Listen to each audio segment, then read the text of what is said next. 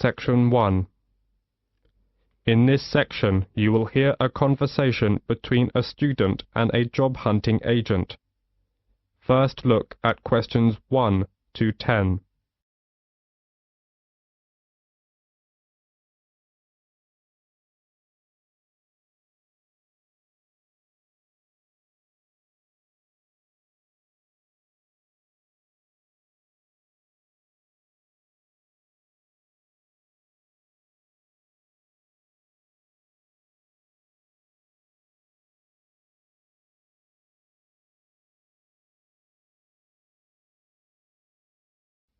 Now we shall begin.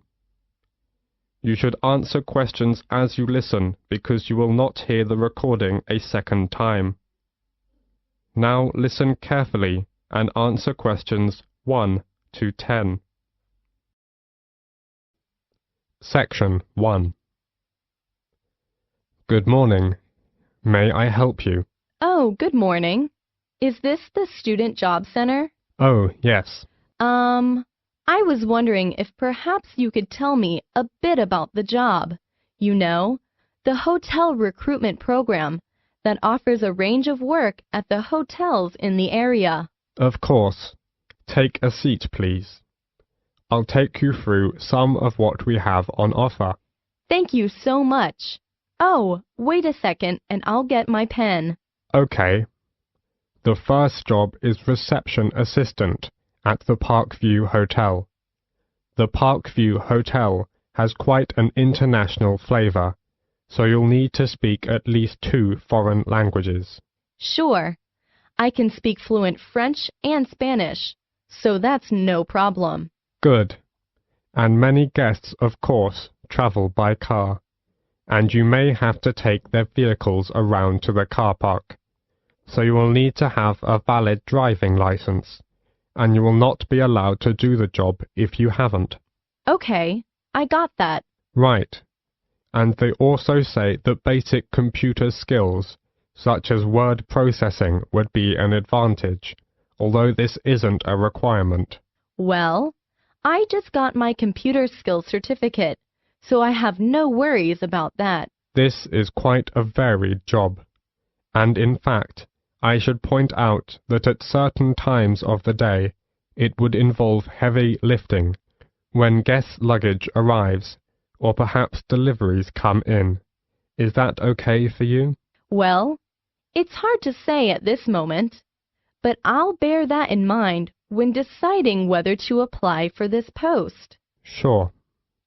Another job is general assistant at the Lakeside Hotel. To be honest, the pay is rather low, but there are compensatory factors. For example, the hotel will provide you with all your meals while you're working, and they will also train you in all the aspects of the job and then issue you with a certificate, which, of course, could be very valuable to you in the future. Oh, that sounds great. Now, the third job on offer is catering assistant at Hotel 98's smart new premises. As you know, this hotel is popular with exclusive travelers, and so you'll need to wear the distinctive staff uniform, which you're provided with. Don't consider this job unless you're fairly flexible about when you work, as the hotel will require you to work nights for this job, and you will need to travel to and from the hotel, as it is situated just outside the city. Well, I'm afraid I can't manage that because of the lectures. Okay, I get the picture. So, which one will you prefer? Reception assistant at the Parkview Hotel or general assistant at the Lakeside Hotel? Well, I guess I still couldn't make up my mind right now. Can I have a few days to think about and go back to you later? That's no problem, and there are a few things I need to clarify with you. If you would like to apply for one of these jobs, you will need to follow the recruitment process. So the first thing you'll need to do is to fill in one of these, a personal information form. It's pretty straightforward and should only take you a few minutes. Once you've done that and handed it in, we'll give you a questionnaire about your skills. We then look through the information about you and pass on our recommendations to the relevant hotel. Yes, sure. You will then proceed to the next step of the process and attend a general course of training. This is designed to be helpful and realistic, so an important part of the course is role-play activities. That sounds interesting. Yes, indeed. And after that, the final step is that you will be contacted by the hotel you're going to work for, and they'll post you a video about themselves and the work involved. Watching this will constitute further and specific training for your job. Oh, yes. I think I'm very clear now. Thank you for helping me. It's a pleasure. Bye. Bye. This is the end of section 1. You now have half a minute to check your answers.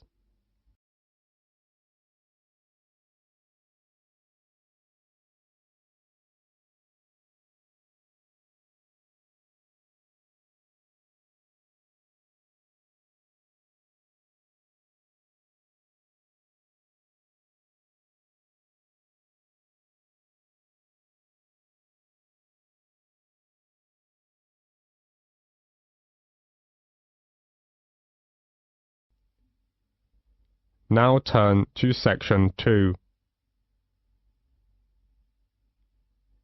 You will hear a doctor from a medical centre giving some information about the centre. As you listen, answer questions 11 to 20. First, you will have some time to look at questions 11 to 14.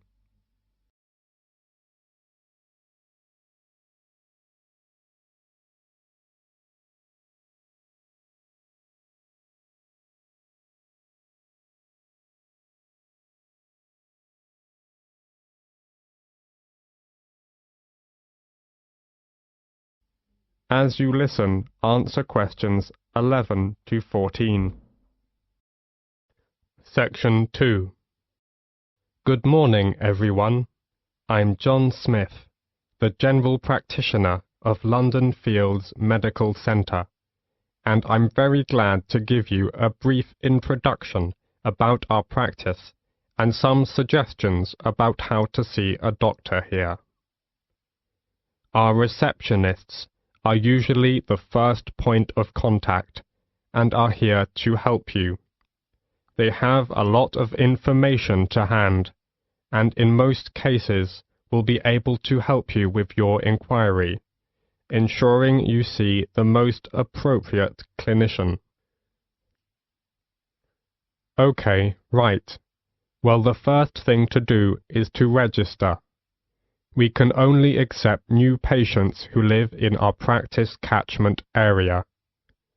To register with us, you will need 2 proofs of address, such as bank statements or tenancy agreements, plus 1 form of ID, such as passport or driver's license. If you are foreign nationals, then you'll have to register as a temporary visitor. Then, fill in this form. It's a medical history form. You have to give details of any illnesses you have had. Then, you also need to write down if you've got any allergies. Okay? This as well as that. We need to know if you've had any operations. And, last of all, you have to give full details of current medication you may be on. This as well as that. You need to fill in this registration card. This is for your personal details. That's your full name, address, and telephone numbers. Okay? And we also need to make an appointment for you to see the doctor for a new patient health check. It'll just take about 15 minutes, that's all. It's just a basic checkup, really. Before the speaker goes on with his introduction, look at questions 15 to 20.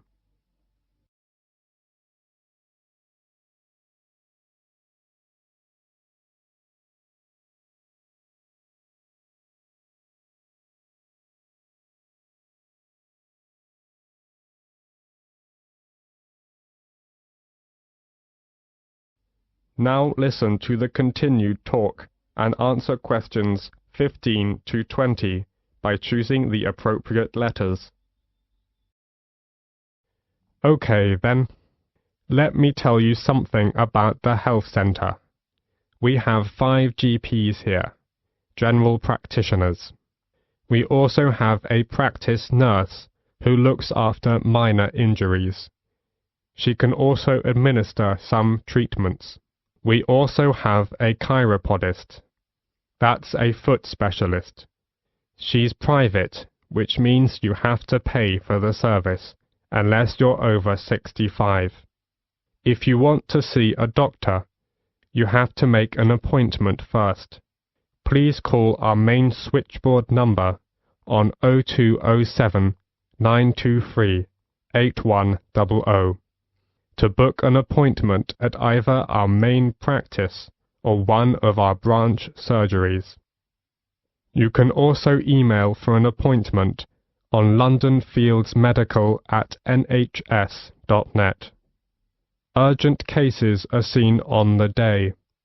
If your condition is non-urgent, you can expect to see a GP within 2 working days, though you may have to wait longer if you want to see a particular GP. If it's an emergency, you'd better come straight here to the centre. One of the doctors can usually see you. Or you can go to the emergency department at the hospital in town. If you are very sick, you can ask for a home visit as well.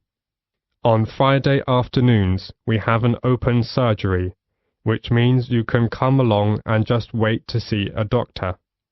But you may have to wait for several hours, so it's much better to make an appointment and come at the specified time. Usually, when you see a doctor, you'll be given a prescription for medicine which you need to take, or you can choose to go to a pharmacist in a chemist's shop. If the doctor decides that you will need the medication for a long time, you will be given a repeat prescription form. This allows you to get a further supply without seeing the doctor again. You simply leave the repeat form here a few days before you need it. Then you pick up the medication at the chemist's. Oh, you may wonder how much this all costs. Well, there is no charge for seeing a doctor. You can make an appointment any time to see one of our doctors, and it will not cost you anything for the consultation. However, you need to pay for the prescription, and the cost varies with the medicine, but it's usually just a few pounds. Nevertheless, in some situations, such as pregnancy, the prescription is then free. All right, do you have any other questions? That is the end of section 2. You will have half a minute to check your answers.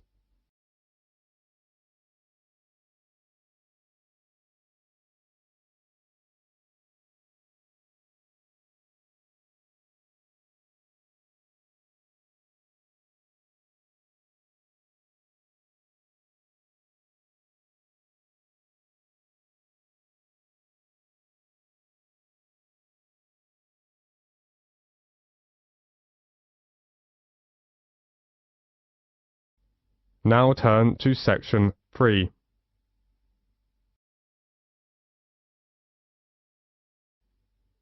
In a moment, you are going to hear a conversation between a professor and his student Alicia. As you listen, answer questions 21 to 30. First, you have some time to look at questions 21 to 30.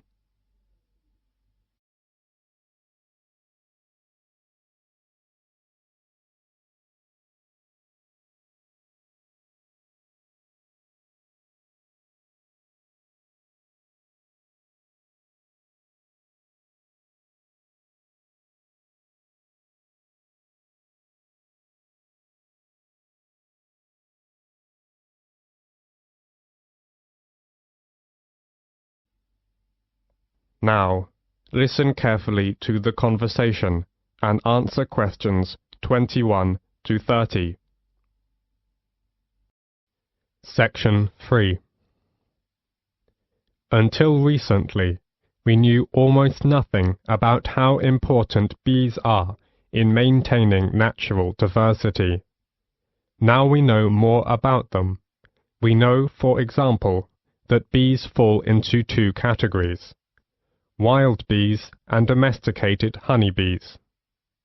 A main reason for the domestication of bees has always been the production of honey and beeswax. We also know that honeybees are the dominant pollinators. In addition to bees, wasps, moths, butterflies, flies and beetles, as many as 1,500 species of bird and mammals serve as pollinators.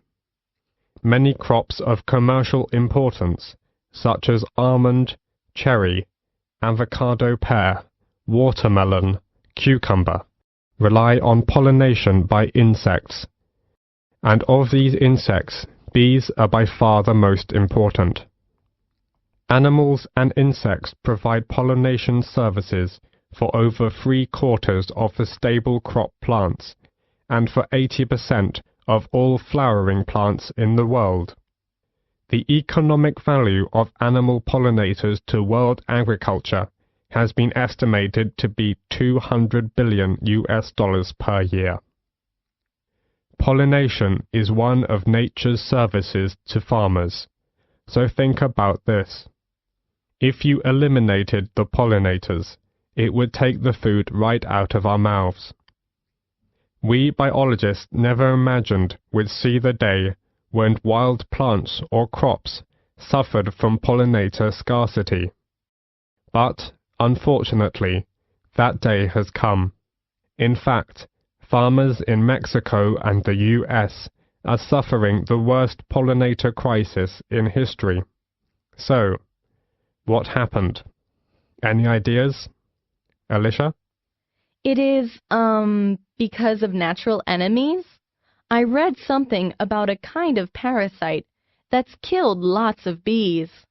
It's true. An outbreak of parasitic mites has caused a steep decline in North American populations of honeybees.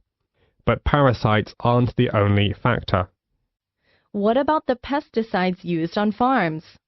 All those chemicals must have an effect. Most definitely, yes. Pesticides are a major factor. Both wild and domesticated bees are in serious trouble because of pesticides. In California, farm chemicals are killing around 10% of all the honeybee colonies. Agriculture in general is part of the problem. Another example is the monarch butterfly. Millions of monarchs from all over the US and southern Canada fly south every year in late summer. The monarch is the only butterfly that returns to a specific site year after year. Unfortunately, the herbicides used in the milkweed in the Great Plains are taking a toll on monarchs, and fewer of them are reaching their winter grounds in Mexico. In a recent field study at Cornell University in the US, it was found that monarch butterfly caterpillars eating corn-toxic pollen blown onto milkweed plants near cornfields had suffered significant adverse effects, leading to death of nearly 20% of the caterpillars. Wow, 20%! That's so tragic. And it's more than that. There are over 1,500 species of butterflies in the Indian subcontinent, but their population is dwindling because of environmental changes. Many man-made environmental changes like deforestation, extension of farming, and unrestricted urbanization are threatening some species of butterflies to extinction by destruction or disturbance of their larval as well as adult food plants, feeding grounds and shelters. Many of the most spectacular and endangered species have various levels of protection under local legislation. However, there is a major trade in the spectacular tropical species for incorporation in ornaments and souvenirs. The international demand for insects is greater than most people realize. Yes, indeed. I once read an article about another important pollinator, the long-nosed bat. These amazing animals feed on cactus flowers, but they are having a tough time too. Some desert ranchers mistake them for vampire bats, and they've tried to poison them or dynamite the caves where they roost. Yes, we must recognize that pollination is not a free service, and that investment and stewardship are required to protect and sustain it. So what can be done about this situation?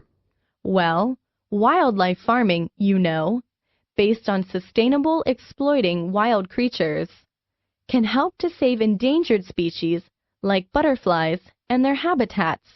Besides, gardeners, orchard growers, farmers, and urban dwellers can switch to more pollinator-friendly organic methods of cultivation to reduce wildlife exposures to insecticides, herbicides, and fungicides. That's right. Actually, the focus on beekeeping needs to change from conventional honey production to crop pollination. That is the end of section 3. You now have half a minute to check your answers.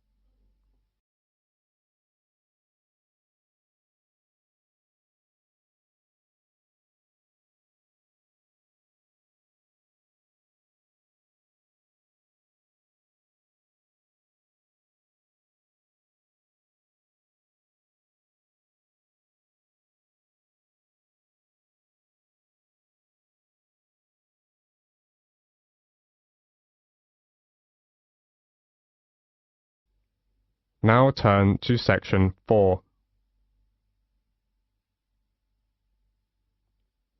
In a moment, you are going to hear a talk about movies. As you listen, answer questions 31 to 40. First, you have some time to look at questions 31 to 35.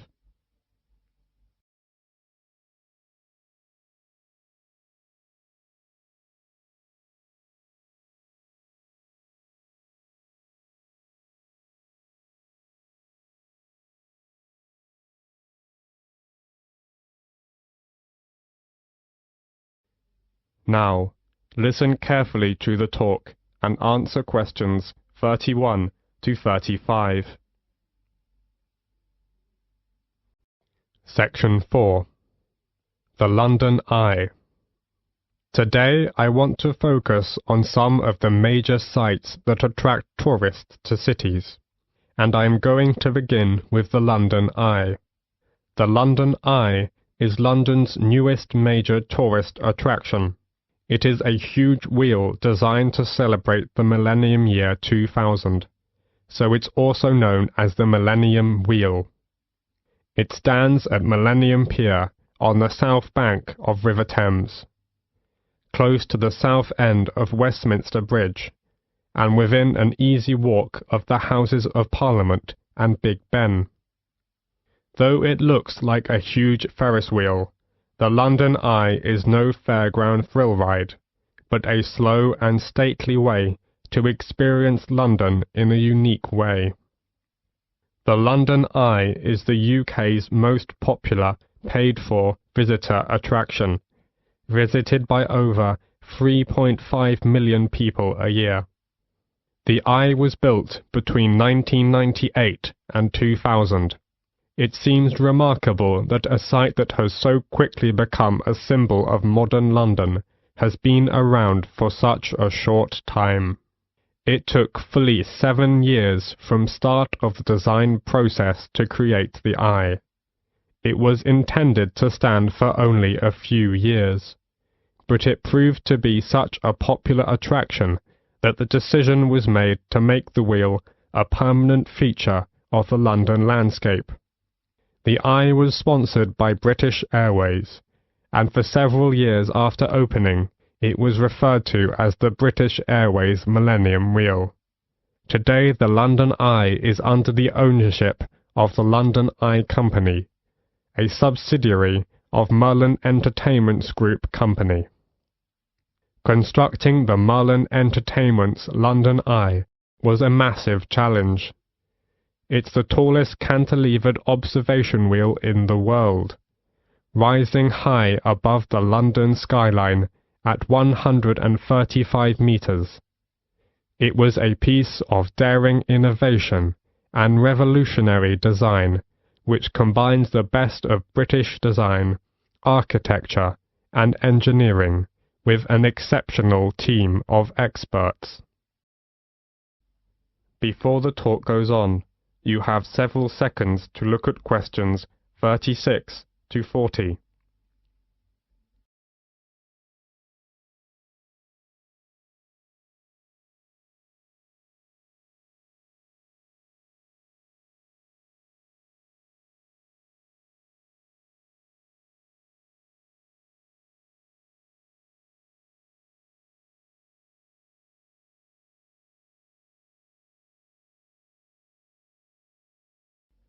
Now listen to the continued talk and answer questions 36 to 40 by completing the diagram. So, how is that great wheel held up? How did it get there? The starting point was, of course, the ground, and while parts of the wheel itself were still being constructed in various countries, tension piles were being driven into the ground beside the River Thames. This was the first step, and once these were securely in place, a base cap was installed over them as a kind of lock, with two giant plinths pointing up, onto which an A-frame was attached, like a giant letter. The wheel was supported on huge A-frame legs, made up of 2,200 tons of concrete on 44 concrete piles set 33 meters deep in the earth. All this took many months and incredible effort, but meant that the spindle could be installed, around which the great wheel would turn.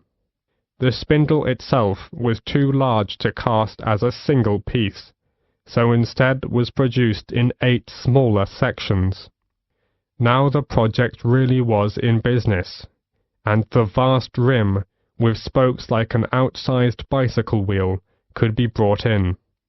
64 spoke cables, which are similar to bicycle spokes, hold the rim tight to the central spindle, and the view was enhanced by the capsule design. Unlike traditional Ferris wheel designs that you might see at a local fairground, the passenger capsules were not suspended under the wheel.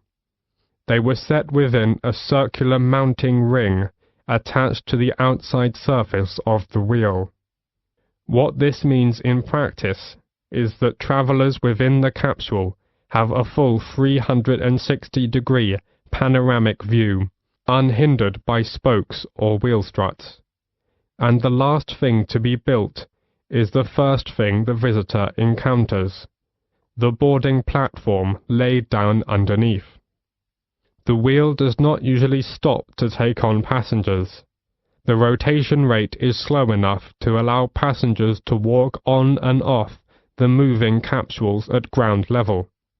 It is, however, stopped to allow disabled or elderly passengers time to embark and disembark safely. That is the end of section 4. Now you have half a minute to check your answers.